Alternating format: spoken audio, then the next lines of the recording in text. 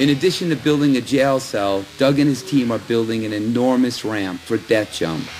We're going to hang a cage from a helicopter. I'm going to be in a T-Rex, and I'm going to attempt to jump this ramp 4,200 feet above the Grand Canyon West floor. You have a big pile of wood, essentially, and then we're going to put fire on it. The only reason for the fire is so Chris can pull off this demonstration. Obviously, he doesn't have supernatural powers, so in that split second, when the fire goes off, he needs to figure out a way to make it safely into that cage. Bottom shoots a propane bottle up into a puncturing device. Puncturing device punctures the bottle. Propane gas spills out. This device lights the propane. Big hairy ball of fire. If it makes it to the end of the ramp not on fire, that'll be spectacular.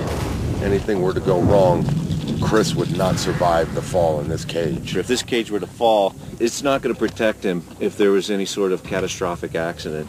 Basically, it would be like a food chopper, chop him up like into little pieces. When you're flying up that ramp there, you're going to be going like 50, 60 miles an hour. It's going to be kind of tough to hit that cage. I would hope that Chris, although he said he has it worked out up here, has it worked out here, because traveling up that ramp and off the edge, you've got to deal with more than just a typical Evel Knievel-like stunt. It goes really beyond that. We have an issue with this helicopter creating wind and drafts that could literally throw off the pyro that could blow into Chris while he's going up the ramp. Do it! I have so much on my mind. The jump, the explosives, the helicopter, the cage, the T-Rex, a 4,200-foot free fall. 4,200 feet falling is a real bitch. Coming up, an amazing tribute to Doug Henning. And a test run of the hot rod Chris will launch into the Grand Canyon. Yeah! That jump be there!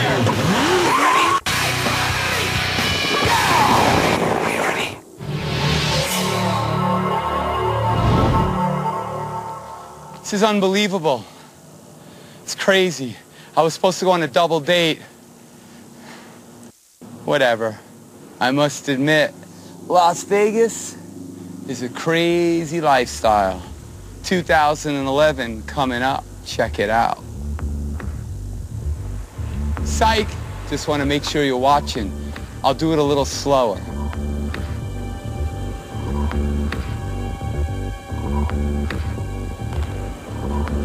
Gonna start to happen now!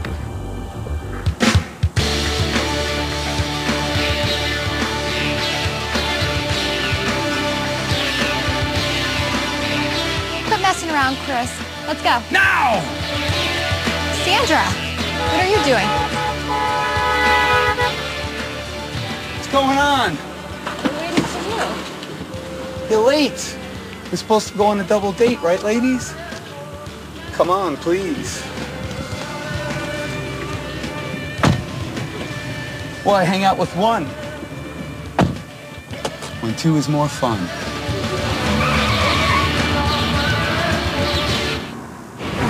Grand Canyon death jump is something that I've been wanting to do longer than any other demonstration in my life. It really started when I saw Evel Knievel attempt to jump the Snake River Canyon. The guy's a legend.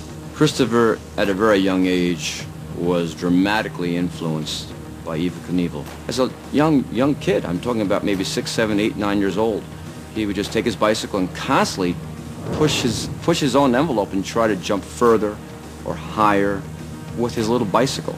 No doubt Christopher was influenced by Evel Knievel, no doubt. For so many years, this has been brewing in my mind. How could I take, the madness, the talent, the provocative nature of Evel Knievel and incorporate it with an illusion twist? And I think we have it. Today you'll see the Grand Canyon jump, a tribute to Evel Knievel.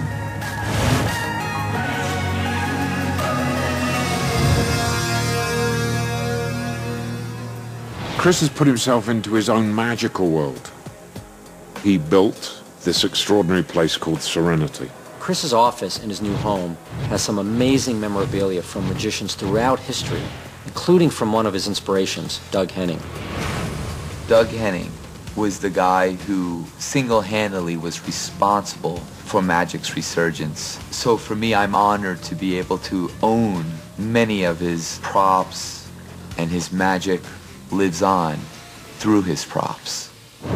Many evenings I spend in this room after I perform, looking at these amazing props and thinking about the legendary performers who entertain millions with them. There's not one quite like this one, though. This one has a very special meaning. It was the only Doug Henning chess for his floating ball. Every time I touch it, I feel his presence. Every time I open it, I feel Doug Henning's spirit still contained in his magic.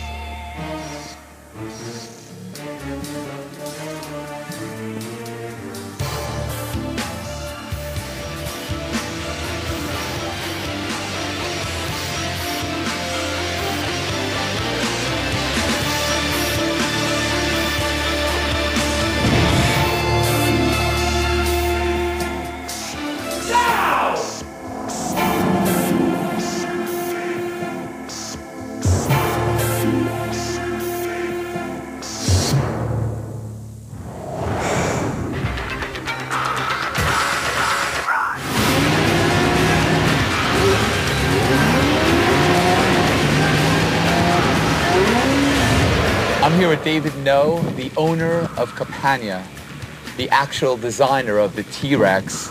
I contacted the owner of the T-Rex. I told him what I wanted to accomplish. My first impression was, Chris, you're crazy. Part stunt, part illusion, driving that T-Rex over that ramp. Anything can happen. I actually saw you on a television show, and they were reviewing the T-Rex. And the T-Rex boasts that it's 0 to 60 in less than 4 seconds. It's awesome. The amount of horsepower it puts out, the sleekness of it is insane. The T-Rex is amazing. I mean, literally, you could sit from a stationary position and do donuts all day long. It's the closest thing to a Formula car, street legal. You feel the G-force. Yep. Because it's so light and has so much power, and it's on 3 wheels. You could do anything with it. I just hope that we're able to have that torque and that power in this short distance with a very rough terrain. We'll see. Well, thanks. That gives me a lot of comfort.